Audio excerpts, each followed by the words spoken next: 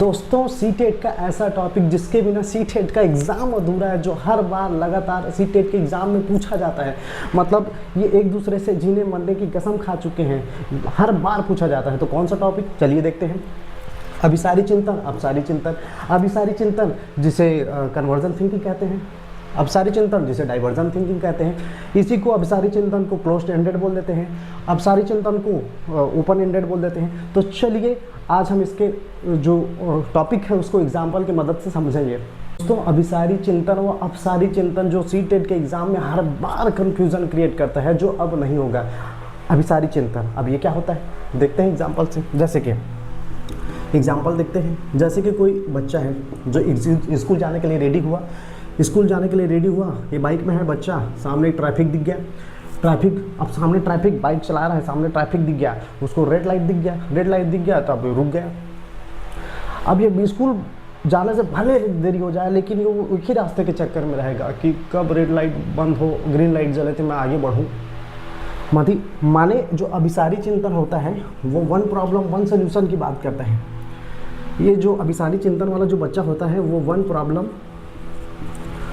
Problem one solution की बात करता है। मतलब इसके सामने कुछ प्रॉब्लम आ गया तो एक ही सॉल्यूशन के चक्कर में रहेगा। इसके सामने अगर लाइट सिग्नल दिख गया, ट्रैफिक लाइट में रेड सिग्नल दिख गया तो उसी रास्ते के चक्कर में रहेगा। लेकिन ये बच्चा जो डाइवर्जन थिंकिंग होता है वो क्रिएटिव थिंकिंग वाला होता है, सृजनात्मक चिंतन वाला होता है। मतलब अगर ये बच्चा निकला स्कूल जाने के लिए, ये बाइक में है, सामने इसके दिख गया रेड लाइट, अब रेड लाइट जैसे ही इसके दिख गया तो ये सोचेगा अच्छा लेफ्ट से साइड से भी जा सकते हैं, उधर पे जल्दी पड़ेगा, वो निकल जाएगा। ये बच्चा क्या है, रुका रहेगा। तो ये जो अभिसारी चिंतन होता है वन प्रॉब्लम वन सोल्यूशन की बात करता है, और अपसारी चिंतन होता है वन प्रॉब्लम मल्टीपल सोल्यूशन की बात करता है। अभिसारी चिंतन होगा एक ही चक्कर में पड़ा रहेगा, अपसारी चिंतन होगा तो मल्टीपल सोल्यूशन खोज लेगा बच्चा। यहाँ तक भी समझ नहीं आया तो दूसरा एग्जाम्पल देखते हैं। देखिए जैसे कि अब इसके सामने जैसे कि 10 संख्या दे दिया जाए, कोई संख्या 10 है, इसको 5 और 5 को ही 10 मानेगा, ये अटकच रहेगा, 5 5 ही 10 होता है सर बोलेगा।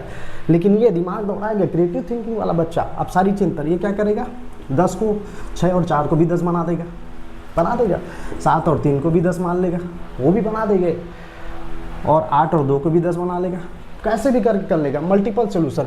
तो अभिसारी चिंतन वन प्रॉब्लम वन सोल्यूशन की बात करता है, जबकि अपसारी चिंतन वन प्रॉब्लम मल्टीपल सोल्यूशन की बात करता है। यहाँ तक भी समझ नहीं आया। तीसरा एग्जाम्पल देखते हैं, आपको और अच्छे से समझ आएगा। तीसरा एग्जाम्पल जैसे कि कोई लड़का है, वो खाली एक ही जने को सोच रहा है कि कितना अच्छा होता है, बस एक ही सोल्यूशन है, बस एक ही। लेकिन ये क्रिएटिव थिंकिंग वाला बच्चा, ये क्या, ये बैकअप बना के रखेगा, ये बैकअप बना के रखेगा, तू नहीं तो कोई और सही, और नहीं तो कोई और सही, और नहीं तो कोई और सही। मतलब ये कोई भी प्रॉब्लम आया मल्टीपल सोल्यूशन खोज ही लेता है। इसके सामने जो होता है वो टिकने वाला नहीं है, प्रॉब्लम निकल जाता है इससे।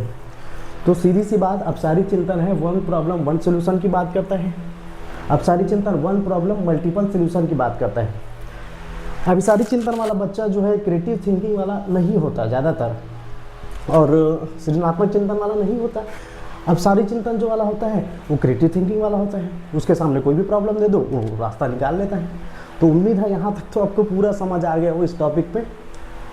वीडियो में आगे और आते रहेगा सीटेट एग्ज़ाम रिलेटेड। तब तक के लिए जय हिंद।